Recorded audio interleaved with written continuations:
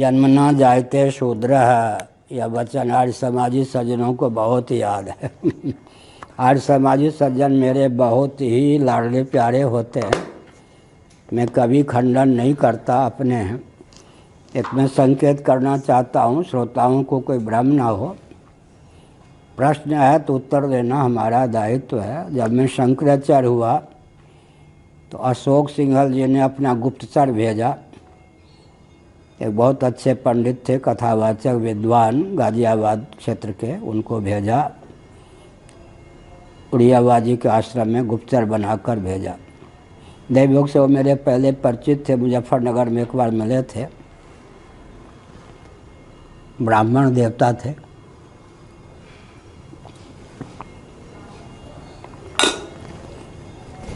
तो मैंने वहाँ वक्तव्य दिया। 100 वर्ष हमारे आर्य समाजी और सनातनी ये जो आपस में शास्त्रार्थ में भिड़ते रहे, इसमें व्यतीत हो गए। इससे हानि क्या हुई? अन्य जितने तत्व थे सब छा गए और हिंदुओं को अल्पसंख्यक बनाने में लग गए। ये तो ग्रंथ के माध्यम से भी काम चल सकता था। ग्रंथ तो सनातन धर्मालोक क्यों 3-4 ग्रंथ ही सुलभ हुए, बाकी 100 वर्ष हमारे आपस में भिड़ते हुए चले गए। इसका लाभ क्रिश्चियन, कम्युनिस्ट, मुस्लिम तंत्र आदि ने उठा लिया। तो मैंने कहा कि पूर्ण रूप से सनातनी होता हुआ भी मैं हिंदुओं के किसी घटक से भिड़ने का कभी प्रयास नहीं करूँगा, शास्त्रार्थ की चुनौती नहीं दूंगा और दर्शन, विज्ञान, व्यवहार में सामंजस्य साध कर बोलूँगा। यहाँ तक कि मुस्लिम, क्रिश्चियन, कम्युनिस्ट तंत्र जो हैं उनको भी मानवोचित की सीमा में जीवन यापन करें, सबके प्रति सहानुभूति रखें, इस ढंग से बोलूँगा। अशोक सिंघल जी ने फिर हमारे पास आना शुरू किया। लगभग 70 बार वो आए, जब तक स्वस्थ रहे तब तक। हमने संकेत क्या किया? हमने संकेत यह किया कि जन्मना जायते शूद्र, एक हमारे पास ग्रंथ है जिसमें इसका स्थल दे दिया गया। पहले तो सनातनी कहते थे कृत्रिम वचन है, कहीं शास्त्र में नहीं है, लेकिन किसी पुराण का स्थल दे दिया गया। वो ग्रंथ मेरे पास है, तो मैं मान के चलता हूँ कि कहीं शास्त्र में लिखा है। और ना लिखा हो तो लिखा हो तो, लेकिन जन्मना जायते शूद्र का अर्थ होता है शूद्र कल्प। यहाँ पर शूद्र का अर्थ होता है शूद्र कल्प, संस्कार से द्विजत्व की प्राप्ति होती है। इसमें बहुत अच्छा उदाहरण है। खान से जो हीरा निकले वो हीरा है या नहीं? लेकिन हीरे को हीरे के रूप में उद्भाषित करने के लिए भी कोई प्रयत्न करना पड़ता है या नहीं? ऐसा तो नहीं कि पत्थर को हीरा बना देंगे। पत्थर विशेष होने पर भी किसी भी पत्थर को हीरा तो नहीं बना सकते। कार्बन परिष्कृत होने पर भी कोयला का तो हीरा नहीं बना सकते। तो हीरा जब खान से निकले उस समय भी तो हीरा है। इस ढंग से अर्थ करना चाहिए। इसका अर्थ है कि जन्मना जायते शूद्र माने शूद्र नहीं, शूद्र कल्प, संस्कार के द्वारा जो उसका द्विजत्व है उभरता है, ये अभिप्राय है। इसमें एक जगह आर्य समाजी सज्जनों को लाड़ प्यार से मैं कह रहा हूँ मौन होना पड़ता है। वो वचन क्या है? ब्राह्मण वचन है। 8 साल में ब्राह्मण बालक का यज्ञोपवीत होना चाहिए, 11 साल में क्षत्रिय, 12 साल में वैश्य का। अब अर्थ क्या करेंगे? आर्य समाज की धारा में बहने वाले सज्जन, 8 साल में जिस ब्राह्मण बालक को जनेऊ कर दिया जाए वो ब्राह्मण नहीं, जिसको जनेऊ कर दिया जाए वो ब्राह्मण हो गया। 11 साल में जिसका जनेऊ कर दिया जाए वो क्षत्रिय होगा। 12 साल में जिसका जनेऊ कर दिया जाए वो वैश्य होगा। तो व्याकरण की दृष्टि से क्या विसंगति होगी? उद्देश्य और विधेय में व्यत्यास हो जाएगा। इसलिए पहले से ही जो ब्राह्मण है, पहले से ही जो क्षत्रिय है, पहले से ही जो वैश्य है, संस्कार के द्वारा उसके ब्राह्मणत्व को, क्षत्रियत्व को, वैश्यत्व को उभारा जाता है, प्रकट किया जाता है। ये अभिप्राय। जी बता रहे थे, किसी सज्जन ने प्रश्न किया होगा जन्मना जायते शूद्र का अर्थ तो मैंने कल कर दिया भगवत कृपा से।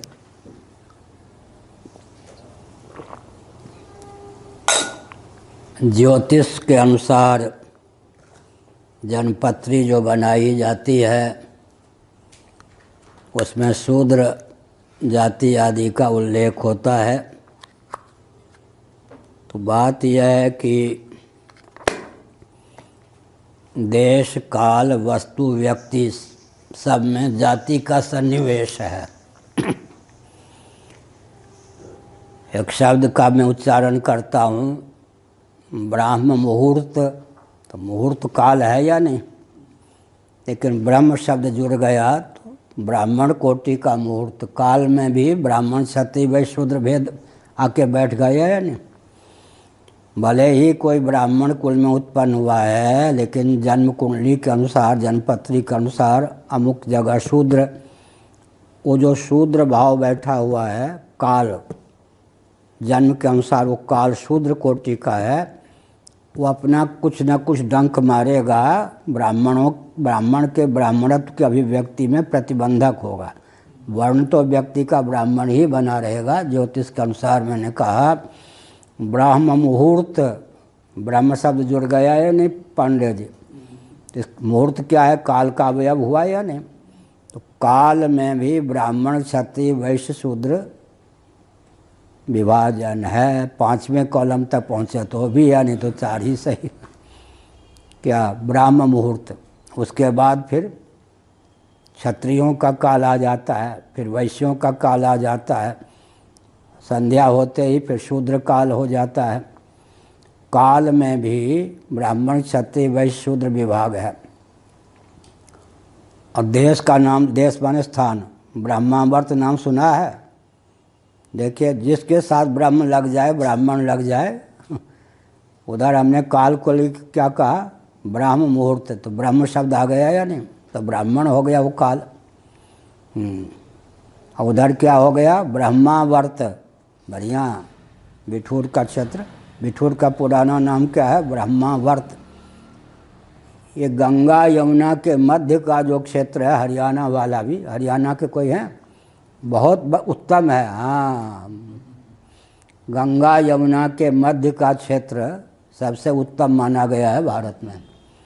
गंगा यमुना के बीच का जो क्षेत्र है, इधर ब्रह्मावर्त संकल्प में पढ़ते ना, तो ये कौन हुआ, देश माने क्षेत्र के साथ ब्रह्म शब्द लग गया या नहीं। और काल के साथ ब्रह्म शब्द कहाँ लग गया, ब्रह्म मुहूर्त। और जहाँ की मिट्टी श्वेत वर्ण की हो, वस्तु के साथ भी, जहाँ की मिट्टी श्वेत वर्ण की हो वहाँ ब्राह्मण निवास करें तो उनका उत्कर्ष होता है। अब ये मथुरा के चारों ओर, वृंदावन के चारों ओर श्वेत मिट्टी है, वृंदावन में पीली है, वहाँ वैश्यों का उत्कर्ष होगा, नंद बाबा आदि का। ये भी है, हमने देखा वृंदावन की मिट्टी होती है पीली, चारों ओर की मिट्टी होती है सफ़ेद। तो हम जो यात्रा करते थे किसी शहर में पहुंचने के पहले जमीन भूमि की पैदल परीक्षा ले लेते थे कि यहाँ के व्यक्तियों का स्वभाव कैसा होगा, उसे फिर बच के रहते थे। तो ब्राह्मणों का उत्कर्ष कहाँ होता है, श्वेत मिट्टी जहाँ की हो स्वाभाविक रूप से वहाँ निवास करने पर। क्षत्रियों का उत्कर्ष लाल मिट्टी जहाँ की हो वहाँ निवास करने पर क्षत्रियों का भी। तो पृथ्वी में भी ब्राह्मण आके बैठ गया या नहीं, क्षत्रिय आके बैठ गया या नहीं। यहाँ की मिट्टी पीली हो वहाँ निवास करने पर वैश्यों का उत्कर्ष होता है। कंकरीली मिट्टी हो, काली मिट्टी हो, खरगोन आदि। और जहाँ कपास की खेती बहुत होती है आंध्र इत्यादि में, हाँ महाराष्ट्र आदि में, जहाँ पर बुरा ना मानो सब जगह अच्छे व्यक्ति हैं, वहाँ शूद्र निवास करें तो उनका उत्कर्ष होता है। तो इसका मतलब देश के साथ भी ब्राह्मण क्षत्रिय वैश्य शूद्र 5वें कॉलम का नाम ना भी लें तो भी, काल के साथ भी, वस्तु हमने कह दिया, देश में ब्रह्मावर्त ये सब कह दिया, काल में ब्राह्म मुहूर्त कह दिया, और वस्तु में ये मिट्टी कह दिए। ऐसे ही वर्ण में, व्यक्ति में ब्राह्मण, क्षत्रिय, वैश्य, शूद्र यह नाम हो गया। तो इसका मतलब सब जगह ये ब्राह्मण, ऐसे ही मुहूर्त में भी ब्राह्मण, क्षत्रिय, वैश्य, शूद्र। एक हमारे यहाँ पुस्तकालय में ग्रंथ है रत्न परीक्षा, केवल मैंने नाम देखा है, अंदर क्या सामग्री है पढ़ने का अवसर नहीं मिला। रत्न परीक्षा पुस्तक है, राजस्थान परंपरा के एक जौहरी महोदय ने वो पुस्तक लिखी। वो कांग्रेसी थे। पुस्तक लिखने के बाद जगजीवन राम जी को पुस्तक भेंट किया, कहा बाबूजी इसको ज़रूर पढ़ना। जगजीवन राम को जो योग्य बनाया था छपरा के एक ब्राह्मण ने, और एम्बेडकर कहते हैं ना अम्बा ब्राह्मण, ये मालवीय जी, इन दोनों ने उनको तैयार किया था। सबके मूल में विचार करें तो सबके मूल में विचार करें तो ब्राह्मण ही सिद्ध होंगे। वो स्पष्ट है, जगजीवन राम जी को उठाने वाले ब्राह्मण थे या नहीं, अम्बेडकर जी को उठाने वाले ब्राह्मण थे। सत्य तो सत्य है भाई। तो हमने क्या कहा,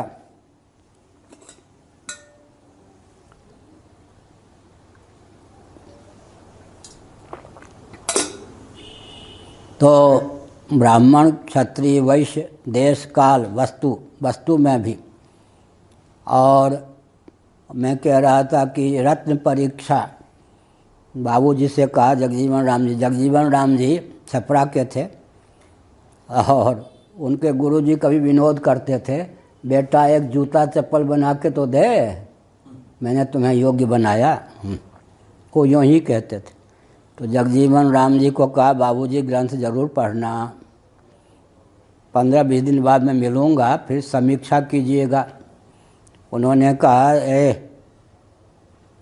मनुष्यों से जाति पात मिटाने का मैं प्रयास करता हूँ। जगजीवन राम उस व्यक्ति का ज़रूर काम कर देते थे। सुनिए मायावती जी, जो ब्राह्मण होकर पाँव छू लेता था उसका काम ज़रूर कर देते थे जगजीवन राम जी। हाँ, ब्राह्मण होकर उनका पाँव, ये देखो हंस रहे हो, कौन? बिहारी बाबू, कौन है वो? पारस का नाम पवन जी। हाँ, जगजीवन राम उसका काम ज़रूर कर देते थे, ब्राह्मण होकर अगर पाँव छू ले तो। मैं मनुष्यों से जाति पात मिटाना चाहता हूँ, तुमने रत्नों में, बाबूजी यहाँ कांग्रेसी होकर मैं कंगाल हो जाऊँगा। 7 पीढ़ी का तो मुझे ज्ञान है, हम लोग परंपरा से जौहरी हैं। इसका मतलब क्या हुआ, रत्न में ब्राह्मण, क्षत्रिय, वैश्य, शूद्र, पंचम कालम भी, इसी के आधार पर हमारा व्यापार चलता है। ब्राह्मण होकर के क्षत्रिय जाति के रत्न पहन ले, बेहाल हो जाएगा। और ब्राह्मणों में भी ऐसे ऐसे रत्न होते हैं जो बहुत उच्च कोटि के ब्राह्मण हैं, संयमशील आदि, वही उस रत्न को धारण करें, नहीं तो रत्न बेहाल कर देता है। पूज्य हमारे गुरुदेव यहाँ पर एक नील रंग का कुछ होता था धागा, हमारे वेदांती जी दंडी स्वामी थे, ब्राह्मण थे, उन्होंने भी देखा देखी ऐसे कर लिया। बीमार डॉक्टरों ने कहा कोई रोग पकड़ में नहीं आता। लोगों ने कहा कि वेदांती अब नहीं रहेंगे महाराज, अच्छा मेरे सामने लाओ। महाराज ने कहा ये क्या पहने है आप, जो पहने, अच्छा मेरी नकल कर रहे हो, इसको खोलो तो जीवित रहोगे, नहीं तो वेदांती मर जाओगे। इसका मतलब पूज्य गुरुदेव का श्री विग्रह इतना दिव्य था कि उस रत्न को, स्पर्श को, इस शक्ति को धारण कर सकते थे। और वेदांती जी में उतना बल नहीं था, वो मरने लगे। जब उन्होंने वो छोड़ दिया तो धीरे धीरे स्वास्थ्य ठीक हो गया।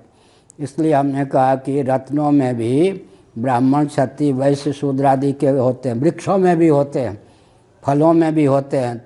कहाँ तक परहेज करेंगे? सारी सृष्टि जित देखो चित जातिमयी है, सबमयी है।